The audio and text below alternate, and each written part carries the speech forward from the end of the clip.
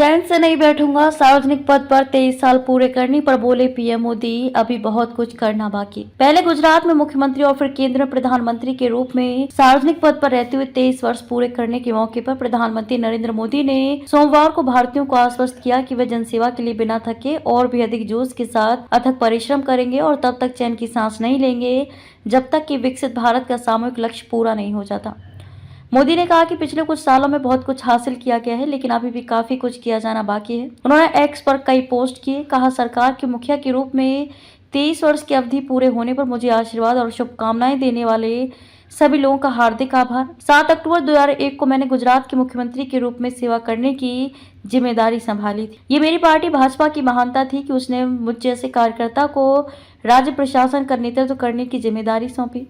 CM बनने पर कई चुनौतियां सामने थी। मोदी ने कहा कि जब मैंने मुख्यमंत्री का पद संभाला था तो गुजरात कई चुनौतियों जैसे 2001 का कच्छ भूकंप, इससे पहले सुपर साइक्लोन, भयंकर सूखा और कई दशकों के कांग्रेस का कुशासन जैसे लूट, सांप्रदायिकता और जातिवाद का सामना कर रहा था। जनशक्ति से प्रेरित होकर हमने गुजरात का पुनर्निर्माण किया और इसे प्रगति की नई ऊंचाइयों पर पहुंचाया, यहाँ तक कि कृषि जैसे क्षेत्र में भी, जिसके लिए राज्य को पारंपरिक रूप से नहीं जाना जाता था। उन्होंने कहा कि गुजरात के मुख्यमंत्री के रूप में उनके 13 वर्ष के कार्यकाल के दौरान राज्य सबका साथ सबका विकास एक उज्जवल उदाहरण बनकर उभरा, जिससे समाज के सभी वर्गों के लिए समृद्धि सुनिश्चित हुई। मोदी ने कहा कि 2014 में देश की जनता ने भाजपा को रिकॉर्ड तोड़ बहुमत दिया और उन्हें प्रधानमंत्री के रूप में सेवा करने का मौका मिला।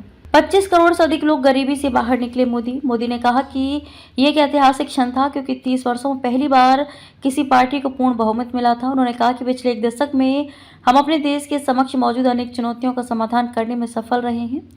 25 करोड़ से अधिक लोग गरीबी के चंगुल से बाहर निकल चुके हैं। भारत 5वीं सबसे बड़ी अर्थव्यवस्था बन गया है और इससे विशेष रूप से हमारे एमएसएमई, स्टार्टअप क्षेत्र तथा अन्य को मदद मिली है। उन्होंने कहा कि मेहनतकश किसानों, नारी शक्ति, युवा शक्ति और गरीबों के साथ साथ समाज के हाशिए पर पड़े वर्गों के लिए समृद्धि के नए रास्ते खुले हैं। पीएम ने कहा कि ये बड़ी बात है कि आज विश्व हमारे साथ जुड़ने, हमारे यहाँ निवेश करने और हमारी सफलता का हिस्सा बनने के लिए उत्सुक है।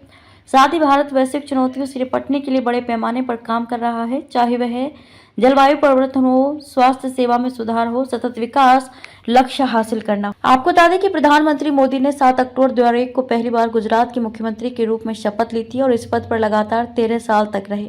इसके बाद वे 2014 में देश के प्रधानमंत्री बने और गत जून महीने में उन्होंने लगातार तीसरी बार देश की कमान संभाली। राष्ट्रहित और जनसेवा को समर्पण का अद्वितीय उदाहरण।